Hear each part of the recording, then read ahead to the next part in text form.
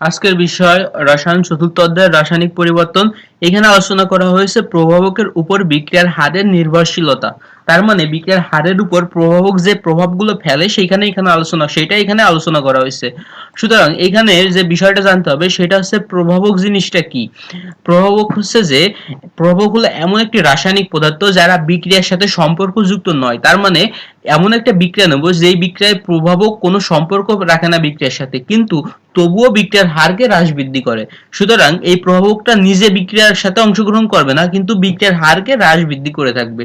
সুতরাং এখানে আমরা যদি একটা চিত্র দেখি, সেই চিত্রে দেখানো হয়েছে একজন মানুষ এখান থেকে ময়লা নিয়ে যাচ্ছে, ময়লা নিয়ে যেয়ে এখানে ফেলবে। তার মানে এখানে ধরা হয়েছে তার বিক্রিয়ক, এটা ধরা হয়েছে উৎপাদ। কিন্তু দেখা যাচ্ছে যে যদি তারে আমি কোনো প্রভাবক না দিই, তাকে যদি আমি কোনো প্রভাবকই না দিই, তাহলে কি হবে? সে অনেক রাস্তা তার ঘুরে যাওয়া লাগতেছে। কিন্তু তাকে যদি আমি কোনো প্রভাবক দেই, তাহলে দেখা যাচ্ছে সে সোজাসুজি সেই বিক্রিয়ক থেকে উৎপাদে চলে যাচ্ছে। সুতরাং প্রভাবককে এমন ভাবে চিন্তা করা যেতে পারে যে প্রভাবক একটা বিকল্প রাস্তা তৈরি করে। সুতরাং এখান থেকে দেখা গেছে প্রভাবক ছাড়া অবস্থায় অন্য একটা রাস্তাতে যাইতে হচ্ছে, কিন্তু প্রভাবক যখন দেওয়া হচ্ছে তখন বিকল্প রাস্তার সাহায্যে খুব সহজেই সেই কাঙ্ক্ষিত জায়গায় পৌঁছায় যাচ্ছে। এটা হচ্ছে প্রভাবক, সাধারণত এটা দিয়ে চিন্তা করা যেতে পারে। সুতরাং এখানে বলা যায় যে প্রভাবক সক্রিয়ণ শক্তি কমিয়ে তৃতীয় একটি পথের সৃষ্টি করে। সুতরাং সক্রিয়ণ শক্তিটা কমাই দিয়ে এখানে তৃতীয় অন্য একটা নতুন পথের সৃষ্টি করে দিচ্ছে প্রভাবক।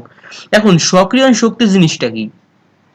সক্রিয়ণ শক্তি জিনিসটা হচ্ছে গিয়ে বিক্রিয়ায় অংশগ্রহণের জন্য প্রয়োজনীয় সর্বনিম্ন শক্তি।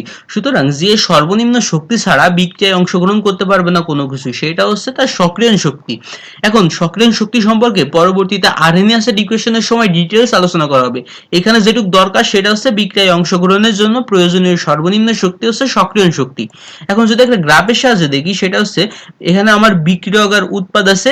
এখন বিক্রিয়ক থেকে উৎপাদতে এমনি এমনি যাইতে পারবে না, এর মাঝখানে একটা দেয়াল থাকবে। সুতরাং যে অণুগুলো এই দেয়াল টপকে যাইতে পারবে সেই অণুগুলোই উৎপাদে পরিণত হতে পারবে।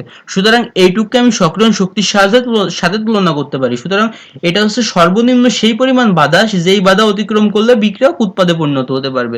সুতরাং এটাকে আমরা বলতে পারি সেই সর্বনিম্ন বাধা। এখন সর্বনিম্ন বাধাকে আমি যদি এখানে প্রভাবক অ্যাড করি, তার মানে এই বিক্রিয়কে আমি প্রভাবক দিয়ে দিছি, তখন কি হবে? আমার চিত্রটা সেমই থাকবে। বিক্রিয়ক আর উৎপাদের ভিতর যে সর্বনিম্ন বাধা ছিল, এটাকে যদি আমি 10 মিটার ধরি, দেখা যাবে যে কমে যায় 5 মিটার হয়ে গেছে। সুতরাং এখানে কি হচ্ছে?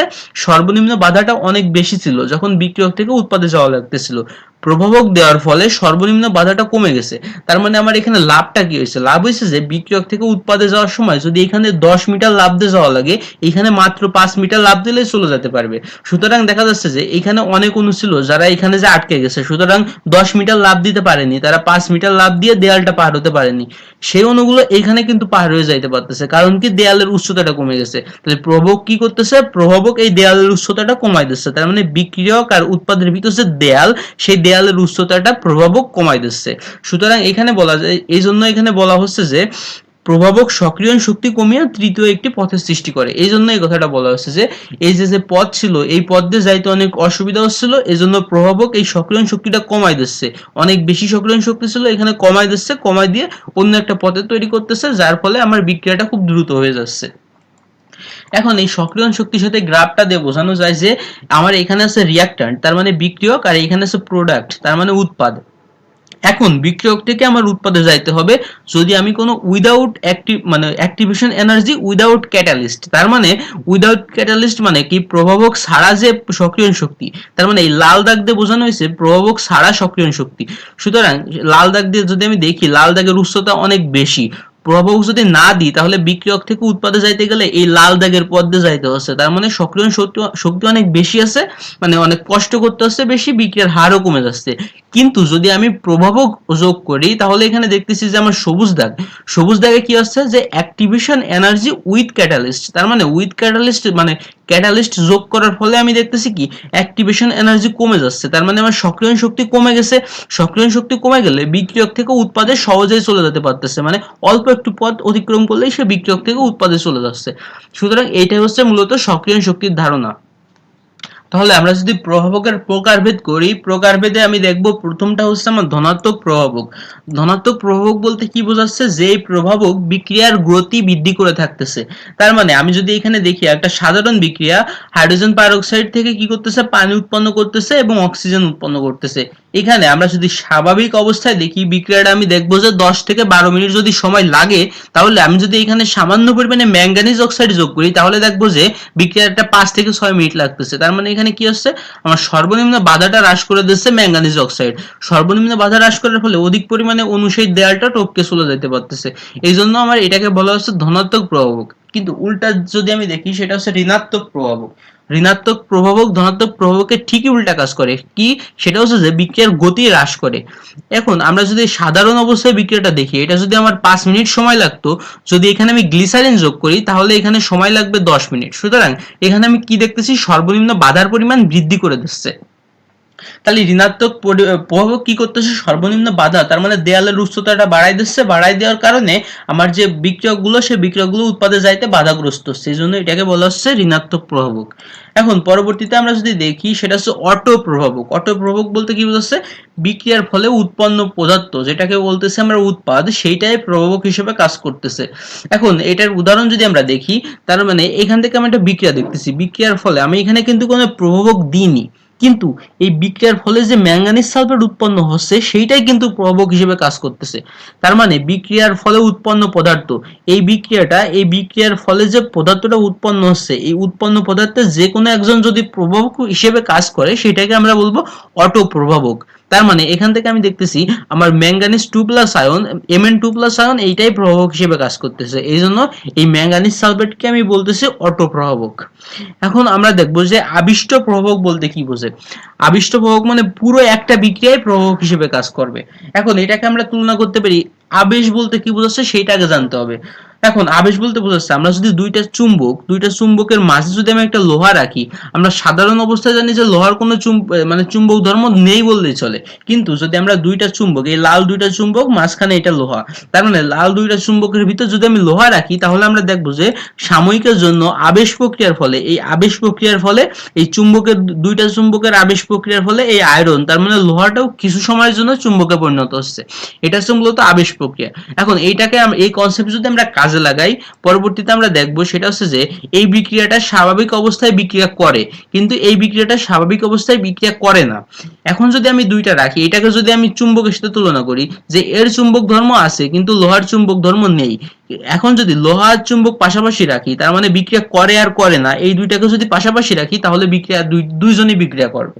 তার মানে এর চুম্বক আছে, মানে চুম্বক তো চুম্বক ধর্মে আছে, কিন্তু লোহার কোনো চুম্বক ধর্ম নাই।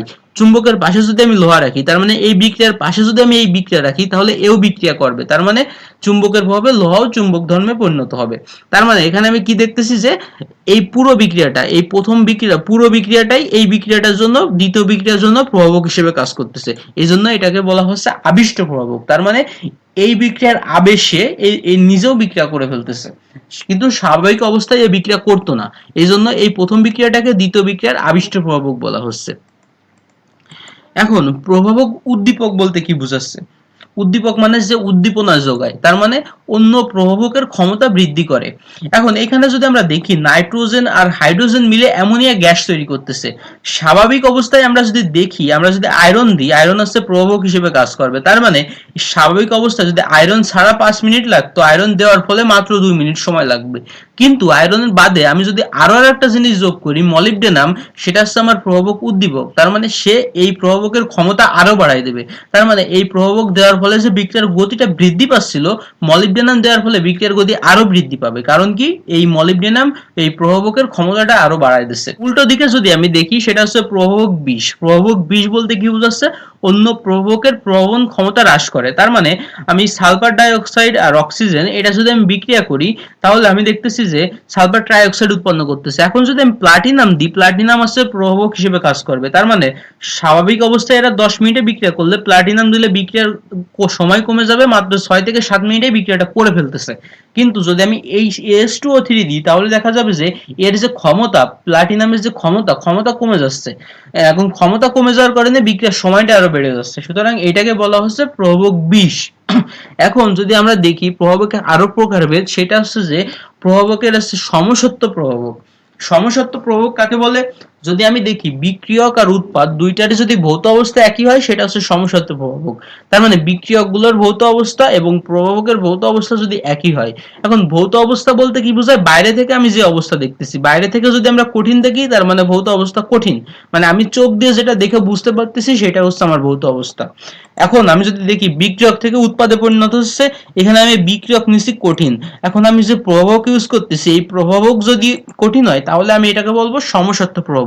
তার মানে বিক্রিয়কও কঠিন, উৎপাদক প্রভাবকও কঠিন, তার মানে আমার বিক্রিয়কের ভৌত অবস্থা আর প্রভাবকের ভৌত অবস্থা এক, এই জন্য এটাকে বলতেছি সমসত্ব প্রভাবক।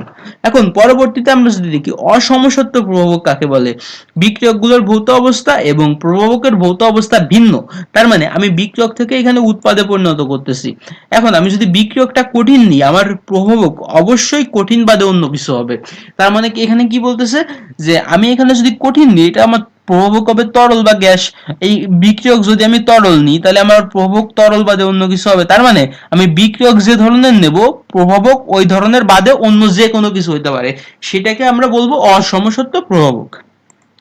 এখন আমরা যদি দেখি এনজাইম প্রভাবক বলতে কি বোঝাচ্ছে। এনজাইম প্রভাবক জানার আগে আমার বুঝতে হবে এনজাইম বলতে কি বোঝায়। এখন এনজাইমের যে বৈশিষ্ট্যগুলো যদি দেখি আমি, এনজাইম হচ্ছে মূলত প্রোটিনধর্মী জৈব রাসায়নিক পদার্থ। তার মানে এনজাইম নিজে হচ্ছে একটা প্রোটিন। এখন এর ভর আছে অনেক বেশি, এজন্য এটাকে বলা হচ্ছে উচ্চ আণবিক ভর। তার মানে এনজাইম অনেক ভারী একটা পদার্থ। এখন এটা যদি আমি পানির সাথে মিশাই তাহলে কলয়েডাল দ্রবণ তৈরি করবে। এখন কলয়েডাল দ্রবণ পরবর্তীতে আলোচনা করা হয়েছে। কলয়েডাল দ্রবণ বলতে সে দ্রবণ বোঝায়। এখন এটা কল্পনা করা যেতে পারে যদি এক গ্লাস পানির ভিতর যদি আমি কিছু আটা গোলাই তাহলে আটার যে দ্রবণটা তৈরি হবে এটাকে কলয়েডাল দ্রবণ বলা যেতে পারে। মানে ওই ধরনের কিছু দ্রবণ আছে কলয়েডাল দ্রবণ। তাহলে এনজাইম পানির সাথে মিশে কলয়েডাল দ্রবণ তৈরি করে। এখন আমার দেখতে হবে এনজাইম মূলত আমি কোথা থেকে পাইতে পারি। এনজাইমের যে উৎপত্তি কোন জায়গা থেকে পাওয়া যায়, এটা হচ্ছে আমার মানব দেহ। তার মানে মানব দেহ থেকে এনজাইম পাওয়া যায়। তার মানে মানব দেহ বলতে আমি এনিম্যালকে মানব দেহ দ্বারা রিপ্রেজেন্ট করতেছি। এনিম্যাল বলতে সকল পশু পাখিকে এনিম্যাল বোঝাচ্ছে। তার মানে সকল পশু পাখি থেকে পাইতে পারি অথবা সকল গাছপালা থেকেও পাইতে পারি। সুতরাং সকল এনিম্যাল এবং প্লান্টস দুইটা থেকেই আমি এনজাইম পাইতে পারি। তার মানে এটা কোনো দেহ থেকে পাওয়া যাচ্ছে, এটা প্রাণী দেহ থেকে পাওয়া যাচ্ছে, এটা উদ্ভিদ দেহ থেকে পাওয়া যাচ্ছে। সুতরাং এনজাইম কোনো না কোনো দেহ থেকে পাওয়া যাচ্ছে। এজন্য এটাকে বলা হচ্ছে আমার বায়োকেমিক্যাল ক্যাটালিস্ট। তার মানে বায়ো মানে বায়ো বলতে বোঝাচ্ছে কোনো দেহ থেকে পাওয়া যাচ্ছে এবং এই ক্যাটালিস্ট মানে তো প্রভাবক। সুতরাং এনজাইম কোনো দেহ থেকে পাওয়া যায় বলে এটাকে বলা হচ্ছে বায়োকেমিক্যাল ক্যাটালিস্ট। এখন এনজাইমের যদি আমি ক্রিয়া কৌশল দেখি তাহলে আমি দেখবো যে এনজাইম কিভাবে কাজ করতেছে। এনজাইমে যে প্রথমে একটা রিসেপ্টর সাইট থাকে। রিসেপ্টর সাইট বলতে কি বোঝাচ্ছে, যেখানে সাবস্ট্রেট মানে বিক্রিয়ক যেখানে যুক্ত হয় সেটা হচ্ছে রিসেপ্টর সাইট। তার মানে এনজাইম প্রথমে কি করবে, এই বিক্রিয়ক প্রথমে এনজাইমের সাথে যুক্ত হবে। যুক্ত হওয়ার পর দেখা যাবে যে এই ক্যাটালাইসিস প্রক্রিয়ার মাধ্যমে এনজাইম বিক্রিয়ক থেকে উৎপাদে পরিণত করবে। তার মানে এনজাইম প্রথমে বিক্রিয়ককে নিজের সাথে যুক্ত করলো, পরবর্তীতে বিক্রিয়ককে উৎপাদে পরিণত করলো। উৎপাদ যখনই শেষ হয়ে গেছে, উৎপাদে যখনই পরিণত হয়ে গেছে, তখন এনজাইম এই উৎপাদটাকে ছেড়ে দিয়ে আবার নিজে চলে যাবে। তার মানে প্রথমে বিক্রিয়ককে ধরতেছে, ধরে তাকে উৎপাদে পরিণত করতেছে, করে সেই এনজাইম আবার নিজে বিক্রিয়ককে ছেড়ে দিয়ে নিজে চলে যাচ্ছে। তার মানে এখানে স্বাভাবিক অবস্থায় যদি বিক্রিয়ক থেকে উৎপাদে পরিণত হতো সময় লাগতো যদি 5 মিনিট, কিন্তু এনজাইম আসার ফলে সময় লাগবে মাত্র 1 থেকে 2 মিনিট। সুতরাং এনজাইম এই বিক্রিয়ার গতিটাকে বৃদ্ধি করতেছে। এখন যেহেতু এটা বায়োকেমিক্যাল ক্যাটালিস্ট, সুতরাং এনজাইম আমাদের বডিতে কাজ করে এবং এই বডিতে আমাদের বডির ভিতর যে বিক্রিয়াগুলো হচ্ছে তার গতিকে বৃদ্ধি করতেছে বলে আমাদের প্রাণীদেহ বেঁচে আছে।